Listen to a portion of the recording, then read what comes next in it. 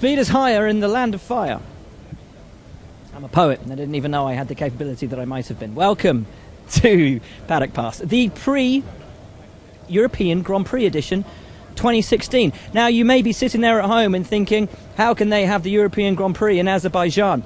Well, let me tell you, Azerbaijan joined the Council of Europe in 2001, meaning that the country this year celebrates its 15th year officially in Europe. Not the European Union, just the Council of Europe. It's a sort of a transcontinental state, and as such is allowed to be a member of the Council of Europe, the 43rd sovereign state to join the Council of Europe. So if you don't know, now you know. It's a new track. It's a fearsome track. It's going to be incredibly fast. 2.2 kilometres, the long main straight. They're going to hit speeds in excess of 210 miles an hour down there, and then put it all on the anchors for a 90-degree left at turn 1. Turn 8. Massively tight going into the old city. That's going to be crazy. Turn 15, again, through the old city. You've got a double left-hander, flat out, stick it on the anchors, over the crest and downhill, kind of like Long Beachy. Got a real feel to it there. It's going to be super fast. No margin for error, no margin for mistakes. Otherwise, you're going to be in the wall. I think Bernd Mailander might lead a few laps on Sunday. Anyway, you don't want to hear from me about it. You want to hear from the drivers all about it. One man who I thought originally was only in it for the money when he became ambassador of this race, and I think most other people did too. Yet arriving here, I think we can all see why he decided and agreed to be an ambassador for this place. It's a beautiful city, the people are lovely, and they've created one hell of a racetrack. I think I'm very impressed. Definitely, you know, they did a fantastic job. They have a lot of resources to do it as well, which help. But yeah, I think it's never easy to do a straight circuit where you have to stop basically the street for a couple of months, and you need to convince you know, many business, many stores, many people to change their lives for a couple of months. And a part of that, I think, you know, the passion for the sport, or the love for Formula One kept growing all the last couple of months, and now we are in a position that the people are really excited about the race, and we didn't even start the practice, so that's very, very good for us, I think, because the sport in the last couple of years were not so popular in some countries, and now we are opening the doors to a new one, and that's welcome. Track looks very fast, very unforgiving. From a driver's perspective, how much are you looking forward to it? I'm looking forward. I think it's challenging, and every time that you go to a new track, that new challenge, that new motivation is there, and you think that you may have an opportunity because you believe that you can adapt a little bit quicker than the others, and at the end of the day it's not true, but always you think that when you jump in the car tomorrow. So let's see if we can enjoy. Definitely the long straight will hurt us in terms of how competitive we will be this weekend, but yeah, it's the way it is, and we will try to find the right downforce level and the right balance to mitigate that. A lot of people saying it's like Macau, and in Macau it's always that offset between, do you go for that long straight or do you go for the corners? What have you planned in the simulator? What's it going to be? Is it all out for the straight? I think it depends on the power unit you have on your back. I think if you have a Mercedes, probably you can go to the corners and then you are still fast on the straight. For us, probably we will have to test a couple of options on Friday, and Friday night make the decision for Saturday qualifying. So Monza spec and then hang on through the corners. Something like that. Now, a lot of people would compare this track here in Baku with Macau. If you're not familiar with Macau, it's an end-of-season one-off race that Formula 3 does every single year, Macau being just next door to Hong Kong. Very tricky street circuit, very tight, twisting, narrow, but also born of a huge long straight, so you have to compromise your setup, and a lot of the drivers who've raced at Macau said that the setup they're going to need here, the compromise between needing no downforce at all pretty much for the straights, Monza spec for the straights, and as Fernando said, you know, just trying to do it through the corners, yeah, leads them to think it's a lot like Macau. Daniel Ricciardo at Red Bull Racing, his first ever street race was at Macau back in 2009, I believe. Here he is. First ever street race was at Macau, which is where a lot of people are comparing this track to. You were immediately on the pace. Good quali race with Bottas. Nice fight. Then shunted in the main race. So I won't bring that back up. Do you think this place is a bit like Macau? Is it going to need that kind of devotion, dedication, sort of risk? Some parts of the track, certainly. You know, it's a lot of the narrow sections and twisty fast sections reminded me of Macau. You know, that's the first track I thought of. So it's cool. You know, it's nice when you've got the limits. You know, the walls are there, and you know it's going to take a little bit of courage and precision to get through there quick. A lot like Macau. So let's see. It should be fun. I'm really looking forward to it. It's nice that. Firstly, it's nice coming to a new circuit because it's fresh and it's a new thing to learn, and it's always exciting. But it's nice when the circuit has tried to do, you know, a little bit extra as well and made the track unique. And we've got corners here which we don't have anywhere else on the calendar, so that's fun. It's a bit like Austin. You know, they designed these big wide apexes, and it was new for us, and I thought it worked quite well. So this has some new elements which should be good. Now you may be wondering, how did we get from Montreal to Baku so quickly? Well, I'll tell you, it wasn't quick, because we left Montreal on Monday night at 8 p.m, got on a plane to Geneva, changed in Geneva to go to Istanbul, changed in Istanbul and came to Baku. On the flight from Istanbul to Baku, I got a punch in the back of my head, and it was Nico Hülkenberg, who had done a slightly similar route, although he'd done Montreal to Toronto, Toronto to Istanbul, Istanbul to Baku. And that's as good a link as I can think of for Nico Hülkenberg. Brand new track. How do you prepare for the rigours of a brand new circuit that no one's driven on, no one's raced on, no data? Just get out there tomorrow, work in progress, learn it, you know, step by step, get closer to the limit, understand the track, explore it. That's pretty much, you know, how I have to do it and how we do it. We don't have a simulator, so I've done 0 laps here. But, you know, it's not a big problem. You know, in junior series that was the case almost every time. As a rookie, you come to a new place and you have to explore it, understand and learn it. But, you know, after a couple of runs, you get your head around it. So no problem from that point of view. It looks very unforgiving out there. Is it a challenge that you're looking forward to? Yes, I do. I mean, I like street circuits anyway. You know, it's if you make a mistake, you pay a price, you pay a penalty. You know, that also is what makes Monaco so special and unique. It looks very much like that here. Obviously, it's very quick. Some really challenging and hot corners here. So will be cool tomorrow. Go and explore them all. Is this a place where Force India can spring a surprise?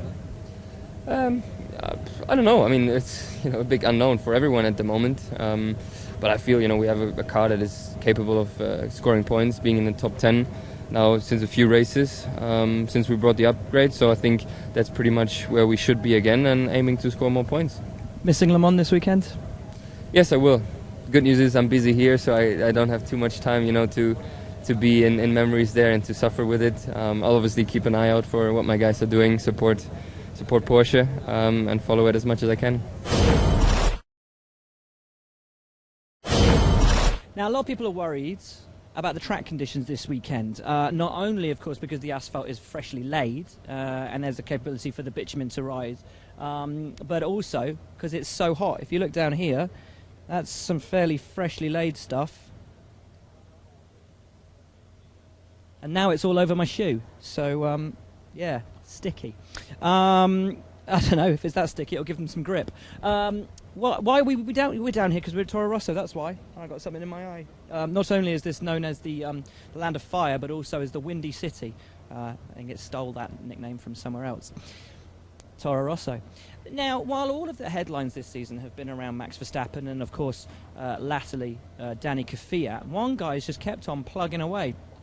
He had a very quiet but very brilliant race in Canada 1 week ago, starting 20th and finishing 9th. Very much, you know, an unsung hero who just keeps plugging away, keeps getting results, and whose name has been raised this week, tentatively, as a prospect for a Ferrari seat in 2017. It's Mr. Carlos Sainz Jr.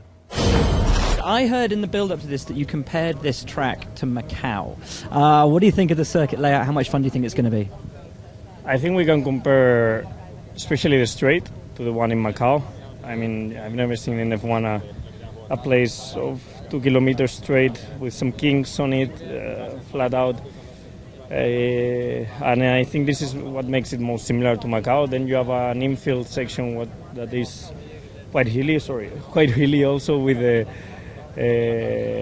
the closed walls, very narrow, similar also to Macau. If it will feel like Macau or not, I don't know. Hopefully, yes.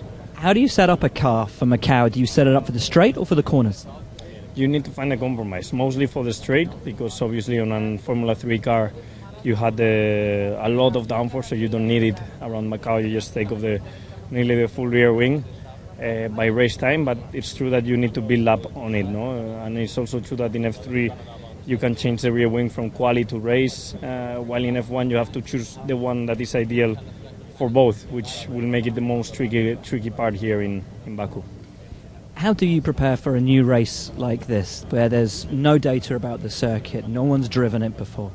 I've done a few laps on the simulator, but already I can see some difference from the sim now. When I arrived here, did a track walk yesterday, could spot some small differences, hopefully not that many, and I can use the experience in the simulator. Also, the grip level always changes, so what I will face tomorrow in the first laps, I think, will be lower grip than what I had in the sim. Another fantastic race in Canada. Your name's been raised in conjunction with a possible seat at Ferrari next year. Is that something that would interest you? Well, the silly season has started very early, no? But too early. We are in the seventh race of the season, or in the eighth, and you guys are already speaking about this. What I can say is that I am very happy with how things been going lately for me. Very happy, obviously, to keep growing inside Toro Rosso, because we have been improving a lot. And I think these things you're talking about obviously are just rumors. My career has been guided by Red Bull, and they've always taken the right decision for me. So hopefully, when the time comes, after hopefully continuing a good run of races, they will take a decision regarding me, and it's the right one. With Max and Daniel tied in at the top team, there's nowhere for you to go other than where you are right now for a good number of years. Well, at what point will you have to start looking at other teams? Yeah, it's true that in Red Bull now the situation looks obviously quite close, but we must keep thinking that Toro Rosso with a good power unit and one more year of experience and one more year of growing could be also in a good position. James Key is a brilliant engineer that is bringing the team up also. And we will see where we can be next year. Obviously, I don't want at the moment to move from the Red Bull program, which means Toro Rosso, and obviously Red Bull more in the future, as it looks quite close at the moment. The juxtaposition between old and new. Parts of this city look a little bit like Assassin's Creed. That building, one of many. Right up at the top end, the old town, that was all built in the 12th century. It's amazing. Couldn't find any hay bales to hide in, but that's because it's not really Assassin's Creed. Anyway, if those chaps were to move out of the way, which they won't do, behind them sits Valtteri Bottas. We were playing ice hockey with him a week ago, and then he went and got a podium. Great weekend for him in Canada. And he arrives here, as you might imagine, pretty happy with the way his last weekend went. Coming here on the back of a podium, are there any similarities between Canada and Baku? Long straight. That's about it. It's quite a different place. It looks very unique, for sure. First of all, the place, but then the track. You know, it's like no other. So looking forward to Friday to learn more about it. Really. I know you've been running around the track. How's that long straight, 2.2 kilometres? It's good. I think we like it at Williams. So, but obviously there's also very twisty sections. Some places look very interesting. I can't really point out one particular, but I think there's many interesting places in the track that will be nice to feel on Friday. But we need to try and maximize everything with the car, with the setup. It's going to be quite a bit of a compromise setup, I think, here because of the layout, but it should be interesting anyway. Some of the drivers saying that some areas of the track don't quite match up with what they've had on the simulator. Has there been anything that surprised you? No, for us, been quite accurate, which is always a good thing, so no surprises. Well, that's very positive then. With that in mind, what are you expecting from the weekend? It's hard to expect at this point of the weekend much. You know, it's completely unknown, the track. We know that it shouldn't be too bad for us, but again, we need to prove it. We need to see how the practice goes on Friday, but I'm very hopeful personally. Everyone in the team after the podium in Canada is feeling feeling great, feeling motivated, feeling up for this new opportunity. So let's see. Such a fast, unforgiving track. Is that the kind of thing that you look forward to?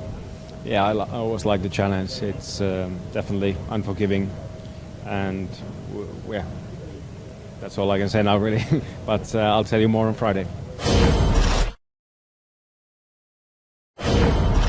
Ferrari have been in a pretty good position to have won races all season long. They had the chance in Australia, but threw it away through still a very confusing tyre choice after the red flag. They had a chance last weekend in Canada, but again, strategy-wise, it didn't quite pan out for them. Just a little too conservative on what they were doing, jumping in on the virtual safety car. If you were Sebastian Vettel, you would be excused if you were getting frustrated. However, his frustration, as he told us in Canada, is he's not going to get frustrated with the team. He's not going to throw them under the bus, win together, lose together, and all that. But you could excuse him, you could forgive him if he did. Instead, what he's choosing to do is come out and try and laugh it off with sarcasm, as his answers to questions will show. Turbo upgrade and rear suspension upgrade in Canada. How much is that going to help you around here? Well, it helped us in Canada, it will help us around here, and it will help us in Austria, and it will help us in Germany, and it will help us in Hungary. Hungary first and then Germany. And then, Silverstone as well. So it will help us everywhere. It's not, track-specific update. It's not like a low downforce package that you might bring for Monza or tracks like, or Mexico or tracks like that. Well, actually, Mexico, you don't run low downforce because it's... Yeah. Anyways, like Monza, and then you cut and you add it in. The steps that we're making, we're hoping that they give us, boost for performance anywhere we go. Talking about setup, what do you go for here? Do you go for the long straights, Monza setup, and then hold it through the corners in the city? A bit difficult to change rear wing, under braking, but... maybe we need to find a way of doing that. It will be tricky to find the right compromise. I think first of all we need to see how the track is, whether the corners that are predicted to be flat or just flat or not quite flat really turn out to be like that, and then go from there. A lot of talk about your teammate for next year. If it wasn't to be Kimi, what are the facets? What are the sort of the what do I want to say? Isn't this great? Cut. Start again. Talk about your teammate for next year. If it wasn't to be Kimi, what kind of driver would you hope it would be? I don't know. I'm quite happy with Kimi because there's no bullshit, as he puts it, going on. No funny games or anything like that. I think we are both trying to work with the team, trying to push the car forward and not putting ourselves in first place, if you understand what I mean. So in this regard, it would be great, if he decides to keep going. If not, I don't know, it's not really in my hands. So from a guy who would give anything to win a race this year to one who, a couple of weeks ago was in exactly that same position, and yet Lewis Hamilton has gone from the largest deficit that he'd ever faced to his teammate to cutting it down to a single points margin in just 2 races. Lewis Hamilton is the man with the bit between his teeth. The media is assembling to speak to him, which should tell you I have not yet spoken to him. So this is going to be as new to you as it is to me. Post-qualifying in Monaco, not a happy boy, to now having... Yeah, not a happy boy. But to now, having cut down the gap that you had, could you have imagined the season would have turned around so well, so quickly? No, definitely not. Of course, I remember thinking back in Monaco and just thinking that nothing was ever going to, when we were going to get a break, me and my side of the garage and the team. And it's been an awesome turnaround. Just way faster than I expected, but I think it was really just, for all of us in the team, just not giving up and keeping pushing. Give us a break. Yeah. We've seen the impact it's had on you, but what's the impact it's had on the boys, given the knocks that they had early in the season and everything that was going wrong with your car, to have that sort of reinforced that they weren't doing anything wrong? I can't tell you how valuable it's been, but I mean, for sure it's been a huge boost for everyone. I had a picture with those. We took photos at the end of the last race, and just I could see how happy the guys were. So felt like everything they were at least back to normal and they're comfortable feeling of the job that they were doing, and hopefully we can continue with it on. Brand new circuit, it's a mystery for everyone. How much are you looking forward to it? New circuits always. I mean, the weather's amazing. The city looks incredible. So, yeah, I'm excited to see how it goes. So there you go. That's what he said. He's going for 3 for 3 now, and if he's going to take victory this weekend, and Rosberg finishes 3rd or lower, Lewis Hamilton's your new championship leader. Wouldn't have said that post-qualifying in Monaco. It's going to be, I think, a fascinating weekend. Practice will be key. Will they make track changes? Will the drivers force them into it, or will Charlie turn around and say, you're supposed to be the greatest drivers in the world? Deal with it. We will find out. Here are your times of where you can catch everything over the weekend. And it is a race I'm genuinely looking forward to. This track looks incredible. The temperatures are only going to go up throughout the weekend. How that impacts the drivers, how that impacts the tyres, the cars, remains to be seen. It is a fresh and exciting new challenge for Formula One in a really exciting new country. We can't wait to bring it all to you, but for now, that's your lot. See you later, folks.